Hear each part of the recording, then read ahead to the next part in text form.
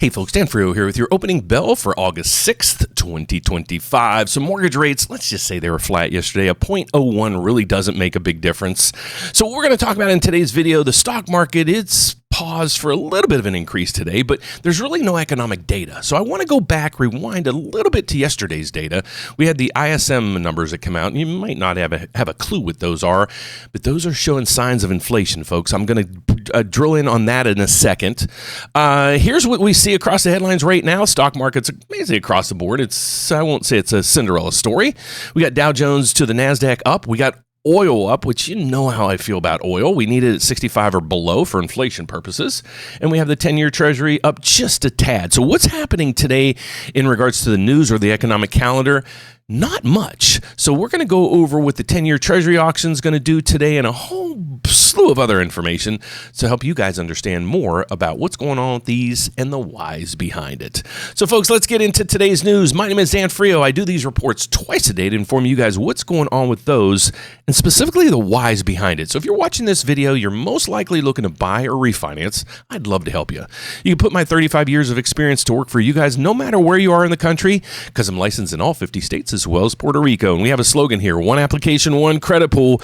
We're going to compare your loan to over 30 different lenders. How's it work? I'll give you that at the end of this video, folks. Like usual, you're here for these things. So let's get to it. So here's what we're seeing in the markets today. The stock market and the equities are looking pretty darn good. We got oil increasing a little bit, 1.8%.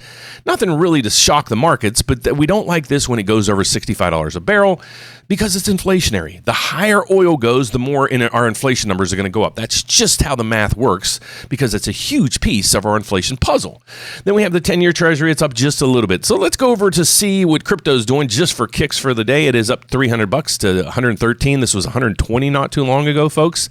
So let's get over to the 10-year Treasury yield. So here's what's happening in the mortgage yields now and basically interest rates in general. The 10-year Treasury's inching up just a little bit this morning, and there's two auctions coming out, and they're huge. If you go down through here, what is the 10-year rose ahead of a $67 billion in bond auctions this week. That's a massive amount of debt hitting the market. So is it going to take a little bit higher interest rates to get rid of this debt? That's what we're going to focus in on. That's why yesterday, if you watch yesterday's video, I was kind of excited when we got to the economic calendar, and I was like, this is pretty darn good news, folks. Let's see where it is, Tuesday. If you go down through here, right through here. This is good news because we track how much rates are having to move to get rid of all the treasury bills or all the debt that our nation has. Look at the last reading. It took almost 3.9% interest rate to get rid of this debt. Now it's taken 3.66. It doesn't seem like a big move, but it is. Okay, so as these drop, you're going to also see mortgage rates drop because the front end of the yield curve, as it starts to come down, you're going to see the back end of the yield curve coming down as well, and that's going to drive down interest rates.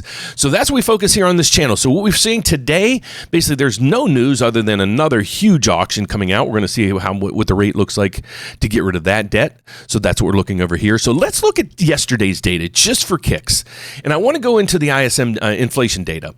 And what we looked at yesterday on the economic calendar is right through here. And I skimmed right past it. I actually skim right past it a lot of times. But I did some research yesterday because I'm like, there's not a lot of data, but a lot of traders were saying it was basically the ISM, the servicing PMI that really shocked the markets. So I really wanted to dig in on that for you, just to let you guys know what it is and how it works.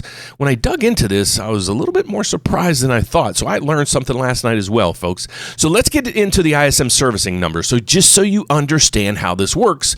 So as we get more and more data in, if you're a mortgage professional or a realtor, you can explain it to your clients. If you're a borrower looking to buy or refinance, you're going to be able to make sense of the economic data when it comes to interest rates. So pay attention. Here's what we're going to do. Key insights or highlights from the ISM servicing PMI. Headline PMI fell to 50.1, down from 50.8. I just skim right past these when I see it. In June, and below consensus expectations of 51.5, signaling a tepid expansion. So basically when this number's over 50, the economy is expanding. Okay, here's the concern. Prices paid index surged to 69.9%, making the highest level since late 2022, up from 67.5 in June, the highest, higher strong input cost pressures. Employment index fell to 46.6, significantly contracting for the second straight month, down from 47. New orders slipped slightly to 50.3, down from 51. So here's the concern we have. Right down through here, you're going to look at this. Servicing PMI, 50.1, barely growing, near stagnant. So the economy's stagnant. Remember that piece. Prices paid, 69.9. Strong input costs, inflation. This is what they call stagflation. This isn't good news, folks. And I'll start talking about this a little bit more. Employment. Servicing firms were cutting jobs, but jobs were down. New orders, demand cooling. So we're seeing a cooling in the economy, but inflation's still ticking up. That's called stagflation. I'm going to talk about that in some upcoming videos because that's not where we want to be, folks. Okay, so is this inflationary? Was it inflationary yet? Yes. The July SM service reports released on August 5th signaled inflation pressures, chiefly due to the sharp rise in prices paid despite soft demand and weakened employment. This mix highlights markets' concern about stagflation and the influence Fed expectations. So this is why the Federal Reserve, they're really in a bad spot, folks, because they've held off. Now we have the tariff stuff that they kind of knew about, but we have jobs starting to deteriorate. As the job market comes in more and more as we get more data, which we're going to get this week. Let's go over to the economic calendar we have for the week. So here's what we got. Wednesday, really nothing. Thursday, that's where the numbers start to come in. So this might give us a little bit of a catalyst to offset maybe last week's numbers from the government when those numbers came in just terribly. So will these jobs numbers start adding up a little bit differently? That's what we're going to focus in on tomorrow. And I think the markets are going to focus in on that as well. So tomorrow's jobs report, I think, is going to be bigger than normal because they're trying to figure out, was last week's numbers an anomaly? What was happening with last week's jobs reports? So I'm not saying it's a fraud or whatever. I'm not going there, folks. I don't believe in all that stuff. I'm just saying, okay, the data came in. It is what it is. So now we're going to start really paying attention. Where's it going from here? Is it backing up the concerns that the job market is really pulling back? Or is this basically giving us a soft landing? That's what we have to pay attention to on Thursday. So basically today, we're looking at the bond market. There's nothing else out there unless we start hearing some tariff news, and I don't hear that right now. And then the next thing we're going to start really focusing in on is where these jobs are. Is it cracking as much as last week's report said? Or is the reports prior to that actually the one feeding the market and going to balance out? Only time's going to tell when it comes to that portion. So that's what we're seeing in tomorrow's data. Really, today we don't have anything. Let's get to today's earnings reports. Here's what I want to explain to you guys, because here's what's happening behind the scenes. Basically the markets are trying to figure out, is the markets and the economy as strong, or is it starting to really weaken and starting to crater? So the markets right now are focusing in on earnings reports. And so that's what we're going to do. We're going to scoop over to the earnings reports right now. So here's what I'm going to show you. Let's just go here. Here's the companies today that reported before the bell, and I don't know if a lot of them did, so let's go through here. Here's what happens. If you look up through here, this is what you're going to see. As they report, you're going to see a green if they beat expectations. You're going to see a red if they don't.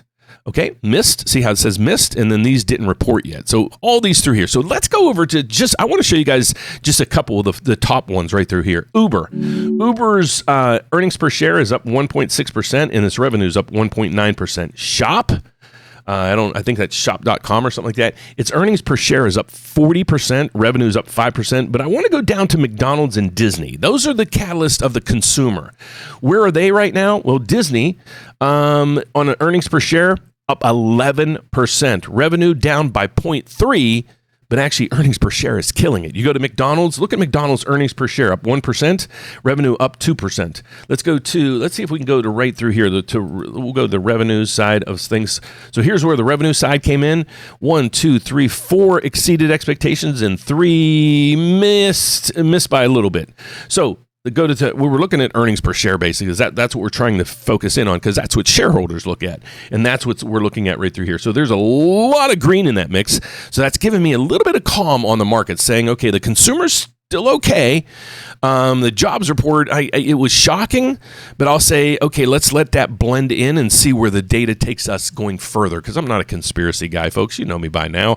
I just give the data as it is, and if you guys want to complain down below, go ahead, but I'm only presenting you the data that's on the screen that I can explain to you guys to help you understand what's going on these and the whys behind it, folks. So that's what we're seeing for today. Now, is the Federal Reserve going to cut rates? Well, there's still a 90% chance that they are at the September meeting, and this number keeps getting bounced around. I'm pretty sure they're going to cut it at the next meeting, because if the jobs numbers come out that are coming out, prior to that meeting, if they're going to give us a little bit of better data or whatever, I think all of it's going to dwarf what happened on Friday.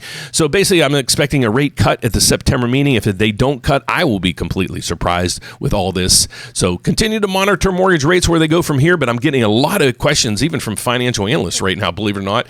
I got a lot of people that follow me that are asking, Dan, are rates going to go back to 7? Are they going to go to 5? Here's what I expect the things to do.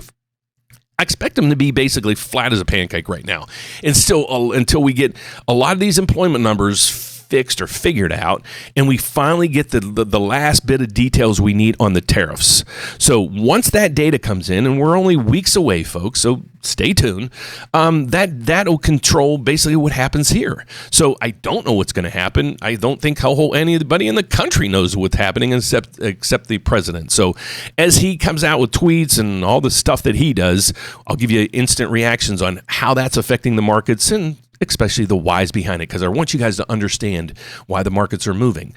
So if you're watching this video, most likely you're looking to buy or refinance. So let me explain who I am and what I do. So my name is Dan Frio. I'm actually a federally licensed mortgage loan officer. And what that means to you is I work at a federal bank, and I'm licensed in all 50 states as well as Puerto Rico. So if you're out there looking to buy or refinance, I'd love to work with you. How do you reach out to us? Well, here's a slogan we have, and I just tweaked it a little bit because I don't like the word shop.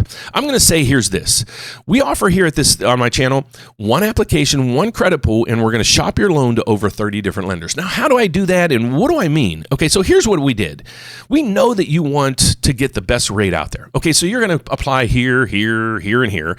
Then you're going to put in your application. You're going to upload all your documents. They're going to pull your credit. Then they're going to get back with you. Then you're going to get all these quotes. Nobody's going to do it in one day, so it's going to take 2 or 3 days to get that.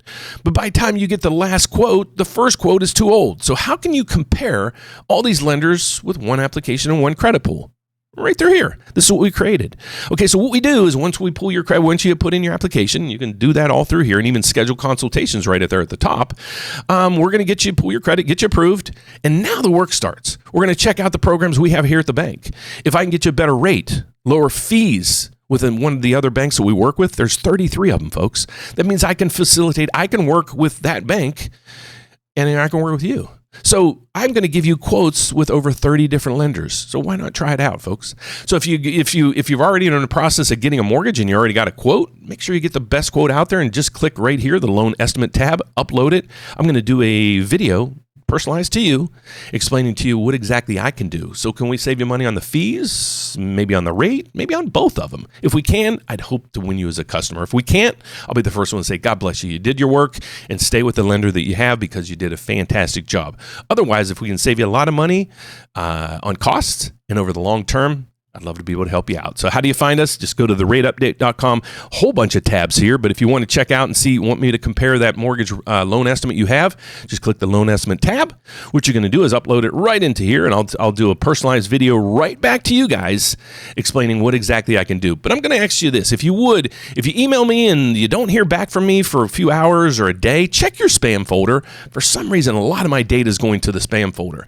But if you're also in the market to buy, got another situation for you. Scroll down just a little bit and this video is going to pop up. What is it? Well, it's our conventional one down.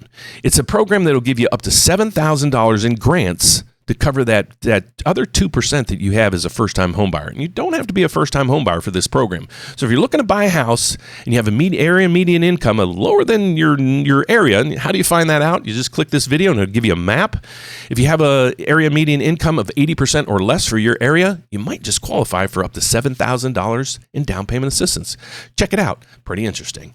So that's it for today, folks. We will be back at 2 o'clock Central Time with a live event answering your questions on should you refinance? Is it a good time? Where in the heck are rates going from here? So join us then live. Otherwise, I'll be back at the closing bell to let you know how all this mess ends for the day. Thanks for watching, folks. See you later. Bye-bye.